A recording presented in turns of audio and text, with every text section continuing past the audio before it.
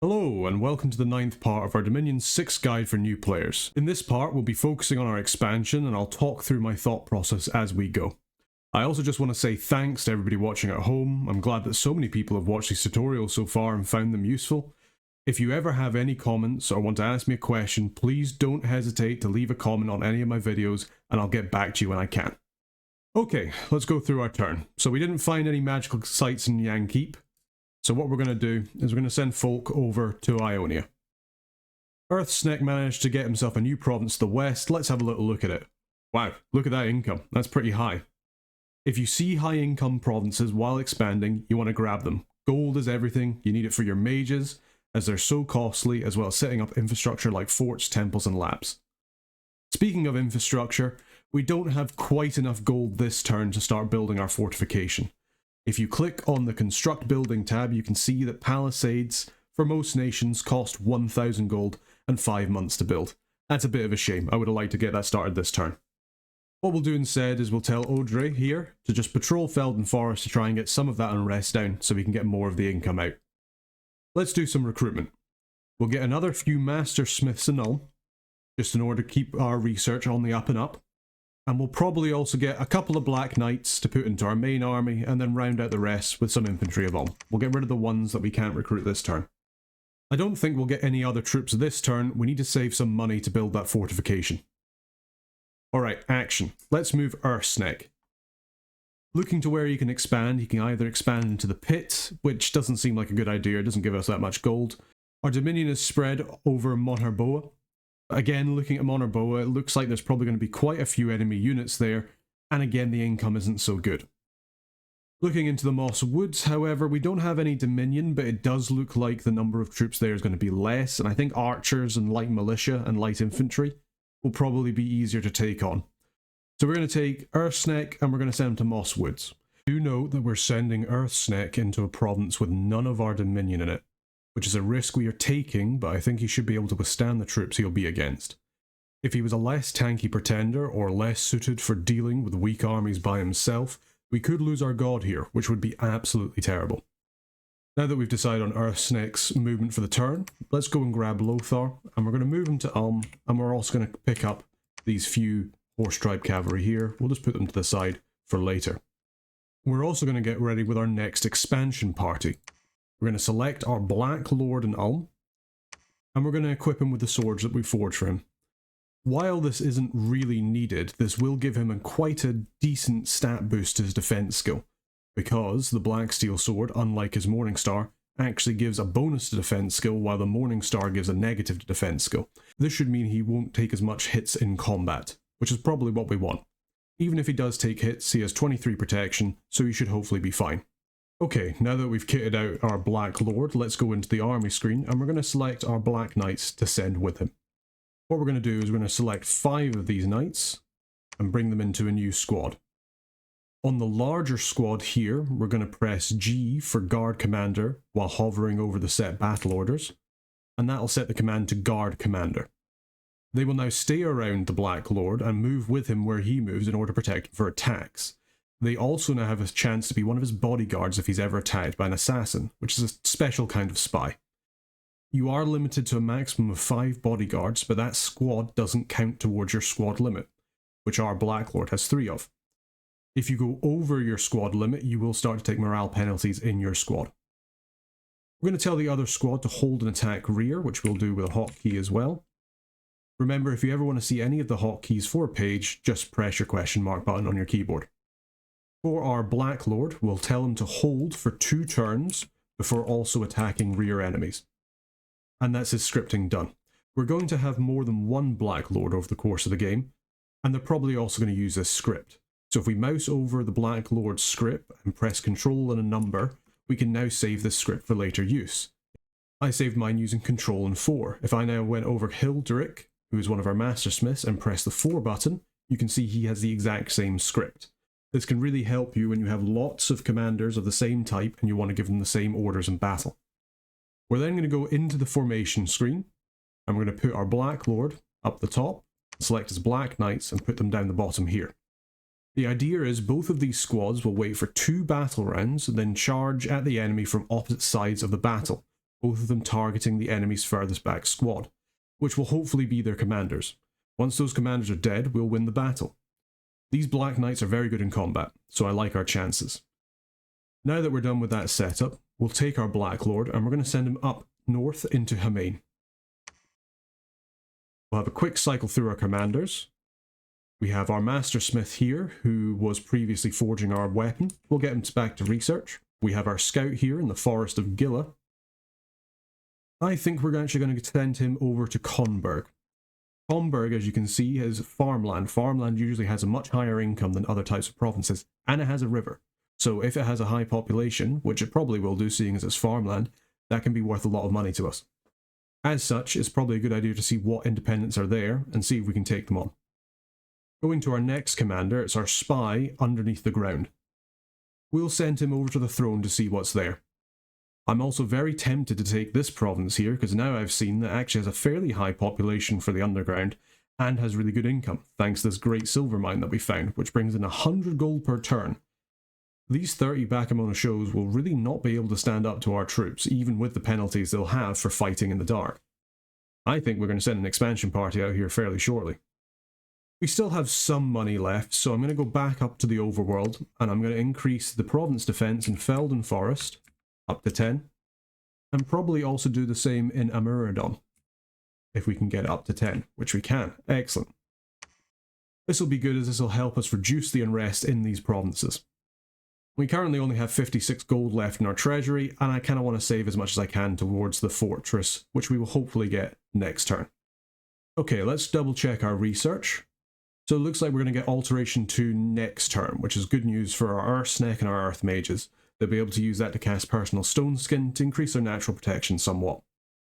Okay, and with that, I think we're good to go. We've done our actions, recruitment, and research, and we have no more idle commanders. Let's end our turn. Okay, looks like we've had a bit of a busier turn than the previous ones. We finished our research into Alteration 2, which is good stuff. We can also see that the Bandar Log have claimed the Throne of Pestilence. So they're now in control of one of the thrones. At least we'll be able to know if it's the underground one from our spy. Most Thrones of Ascension in the game have effects when they are claimed. The Throne of Pestilence also has a worldwide effect. Which we can see here, which will spread disease across the world. Fantastic. Thank you, Bandar Log. Really appreciate that.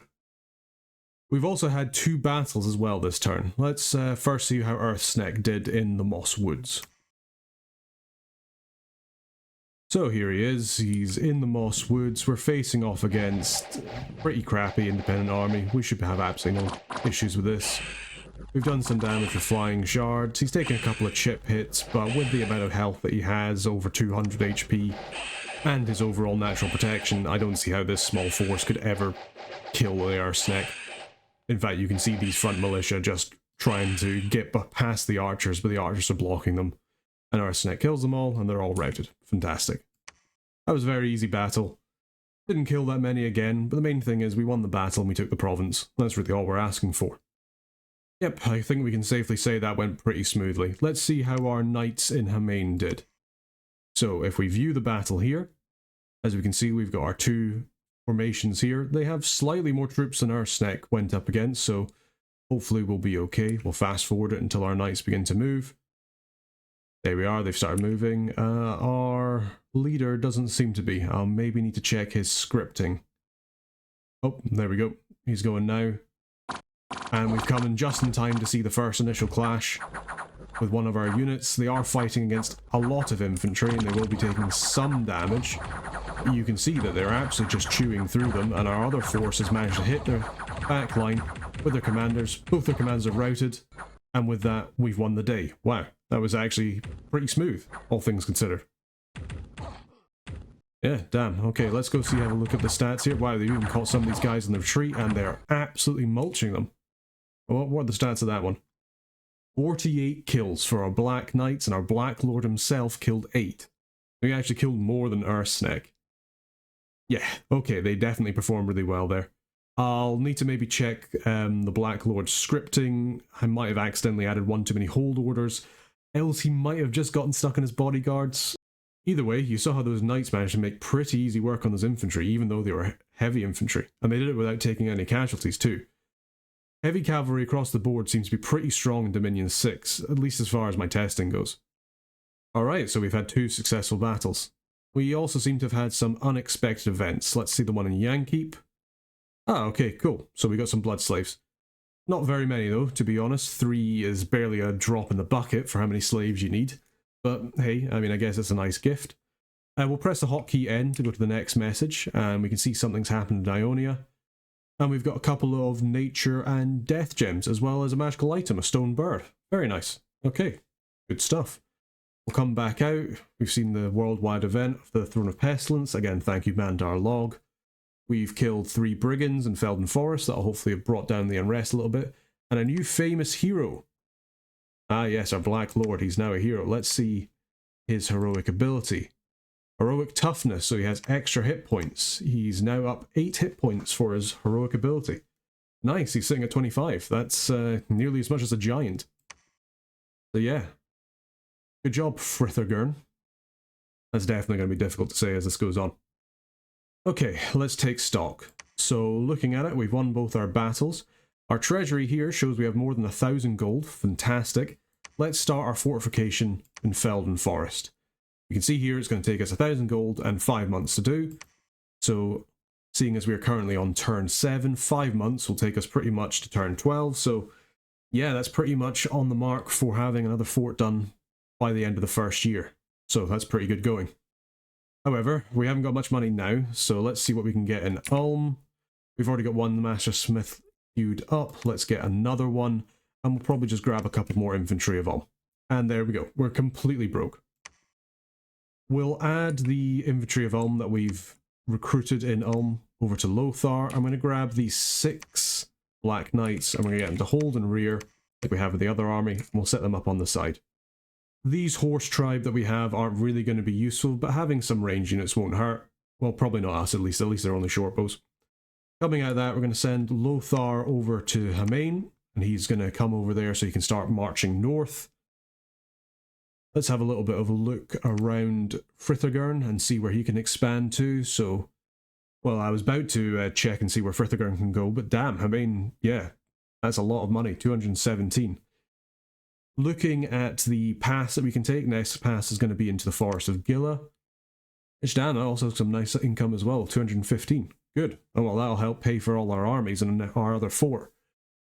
Definitely makes putting a fort in Forest of Gila very good. Remember that fortifications will give a bonus to province income in the province that they're in. So, yeah, that's looking very nice. Seems like the Forest of Gila has about 90 Bear Tribe warriors. That should be fine. I'm pretty confident that our new hero and his troops can go and take that on. Let's have a little look over at the Earthsneck. So looking over at Mosswood, 95 income. That's not as much as I maybe was hoping, but it's not bad. And to be honest, beggars can't be choosers. We've got quite lucky so far. And it is, to be fair, more than Monherboa. So at least there's that. I'll have a little bit of a look at the troops we can recruit. Just pretty generic. I should probably have a look at Hamain as well. Also generic, but at least we can get scouts there. Okay, very nice. Doesn't really matter for the troops in the Mosswoods. We're not going to be recruiting anything here anyway, just because of the river crossings. We won't ever be able to use them. There's not really any point. While we have the Earthsneck selected, what we're going to do though is we're going to go into his orders and we're going to get him to cast Stone Skin. That'll give him +3 natural protection. He will also have a susceptibility to cold damage, cold 5, but that's fine. He has enough HP to that's okay. As long as we have that protection, that should bring him up to 26 natural protection when that is cast. It'll effectively make him invulnerable to most independent armies' weapons. If something gets through from the Dominion's random number, then at least he has the HP to kind of suck it up. Okay, now that scripting's done, it's time to decide where to go. So we can go to Monherboa. It doesn't have the best income. I'm not really that enthused about going there. It has quite a few armies. Otherwise, we've got the Pit, which again is not particularly good. We can't see what's in the Black Waters. Or we have the Typhian Sea, which, oh, hello. Yes, 100 income. And about 40, so probably like 60 Ictids. Yeah, I think we can take that on quite easily. Yeah, we're just going to send our snake into there. It's in his dominion, so he'll get extra stats. Yeah, I think that's a really good shout. The extra income will help us a lot. And it has the added benefit that we'll be able to see more of the land up here. We're getting a little bit more of a look. And we can always go back to Monorbo whenever we want. Speaking of having a look, let's have a look at our scout. And here we are. We've seen Bandar Log. We can see it with these yellow flags here. Okay, so we know where the location of one of the other pretenders is. I wonder if this is connected here. We'll need to start moving towards there to find out. Having a look in Konberg, there's about 60 enemy units. That's relatively accurate, and it's heavy infantry, militia, and light infantry, so similar to what we fought in Hamain. So our Black Lord should be able to come in there and knock it out of the park. We'll send him up to Elkland, into the forest here, and hopefully we'll be able to see more of Bandar Log. Okay, let's press the N key, and then we have our spy. So we have our spy in the Endless Caverns. So he's found another path into the caverns, so we'll start moving over to there. And we've also identified the throne. It's the Throne of War. Fantastic. Oh, do also note that with a spy, we can see the province details for the province that he is in, including population and income, which is very nice. We couldn't do that with a scout. That's one of the benefits of having a spy. They usually cost a little bit more, but they'll give you more intelligence to work with. Interestingly enough, the province does also have 2 death scales, so there's going to be a fun magical site here, I imagine. And the throne itself is guarded by about 130 enemy units of Berkrides and warriors and hunters. They're kind of like, almost like smaller cavemen, human-sized cavemen. They're fairly tough, and they do have partial dark vision, so they'll be okay fighting in the dark. They'll only take a 50% penalty to their stats, whereas we will take a full -3 to our attack and defense stats. So they will be better for us man for man, but we will have the protection to win the day most likely. Even so, 130 is a fair force. They might have some magic users with them. We'll need a fair force to be able to take that out. Probably have some mage support as well. But given the fact that we've got the Underhome here, and then we've got the throne here, we will need to take this throne just to make sure the AI can take them all. If Bandar Log gets all 3 thrones, then we've lost, and that'll be a really anticlimactic end to this tutorial series. Let's have a quick look at the Throne of War. So the Throne of War gives 1 ascension points and dominion spread. Blessed troops gain attack skill +1 and morale +1. That's not very useful for us because we don't really have any blessed troops as Middle Age but it could be good for our priestsmiths, I suppose, if we want to make them into a combat build. I am a little bit more enthused about this Dominion PD conscription though. That should mean that we get free province defense in our provinces in our Dominion up to 5. Oh no, actually, sorry, it's 7 if we include our order scales, and we get that at a rate of 1 per month. Yeah, that's pretty good. We'll probably want to take that sooner rather than later. Not only for the benefits here, but also to make sure that we've contested on the thrones and we hold at least 1 so nobody else can win. Alright, let's press N again, and we have Folk in Ionia. He's an easy one. We're just going to get him to search, and hopefully he has better luck than he did in Yankeep. Pressing N again, that's us seems to be done. We have no more idle commanders. So we've done our recruitment, we've done our action. Let's have a quick check of our research. So last time we finished up Alteration 2, did a little bit of work on Conjuration. We'll get Conjuration level 1 at the end of this turn, probably Conjuration 2 at the end of next again, and then Conjuration 3 shouldn't take much longer after that. We're actually going to queue up 2 levels of construction. That'll bring us Construction level 3, and we'll be able to start making better magical items. And most importantly, those quills that we're quite desperate for. As soon as we get some air gem income, we'll be absolutely golden. Okay, and with that, I think that's us done, so let's end the turn here. Okay, and with that we've got a slightly less eventful turn, so we finished our research and conjuration, excellent. We have searched Ionia and nothing was found, that's a shame. We had the Battle of Tithian Sea, so let's have a little look at that. Here we can see Ursnek, so because Ursnek is a full amphibian, he can obviously go under the water. I didn't really cover that much there, but he does give us options as Middle Age we wouldn't otherwise have. So we can see he's cast Personal Stone Skin. There is another commander here casting Ice Shield. Oh, excellent.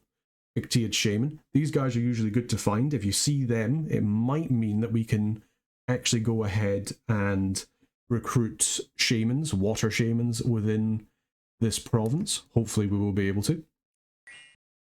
And let's have a little look, see how the Earth Snake does. So he's marching forward. These Ictiids won't really be able to do anything to him. He has 26 protection. Maybe the occasional hit coming through. They're actually not doing too bad, to be honest. They're getting a couple of hits. You can see there's a water elemental as well. We're going to have to fight that to the death. It's only a lesser water elemental though, and it's pretty slow going. Yep, we're doing pretty well. We're fearing them away. We got a good hit on the water elemental. It's done. Independent armies are routed. Everybody's gone, and our Snake won the day. He did drop below 200 hit points, so, you know, fair play to the Ictiids, but in the end, their numbers didn't mean anything, and they just ran away. That was pretty good going, overall. Let's have a little look here. He killed 8 of them, plus that water elemental. And we'll see if we can recruit the shaman from that province, probably in the next episode. However, we do have another battle in the Forest of Gila. Here go our brave horsemen. Once again, set up here. They are good to go. Let's have a look at the independent army. As we can see, they've got some kind of shaman here, and then a bunch of just ragtag infantry. I think some of them have javelins. These guys have a hatchet. These guys have spears and a javelin. We're not really worried about that. Our commander get stuck again. Not too bad. Oh, as we can see, we've already routed one of the squads by the looks of things. Those hatchet guys are already gone. We're fighting off the javelin men, and already they've already routed. There's some bushes that are currently animated, but I think we killed them as well. Wow. These knights are really paying for themselves. Good job, boys. Okay, with that, yeah, again, look at that. 40 kills for the Black Knights, 6 for the Black Lord. They're really expanding pretty well. The main issue why I don't build these guys first is they do take up a lot of gold and they take up a lot of resources, which you're not going to have when you don't have your Master Smiths and you don't have the provinces that are around your capital, your cap circle, as it's known in the community. Once you have that, you'll start to have the resource income to start making these guys and pumping them out in decent enough numbers. But until then, your infantry of Ulm will do fine. I think what I'm most happy about is we haven't taken a casualty yet. I think this is probably a good sized squad to be able to take out and go to other provinces. Okay, and with that, I think we've finished up this episode. Hopefully it shouldn't have been too long, and we've gotten through more turns than we have previously, so that's always nice. And there again, on the end turn, we have another air random. Excellent. That's what we love to see. Okay, well, anyway, thank you very much for watching. I hope this has been helpful for you. I hope you maybe understand a little bit more about my logic when it comes into the expansion. And we'll have a proper look at the map when we start the next episode. So until then, take care and goodbye.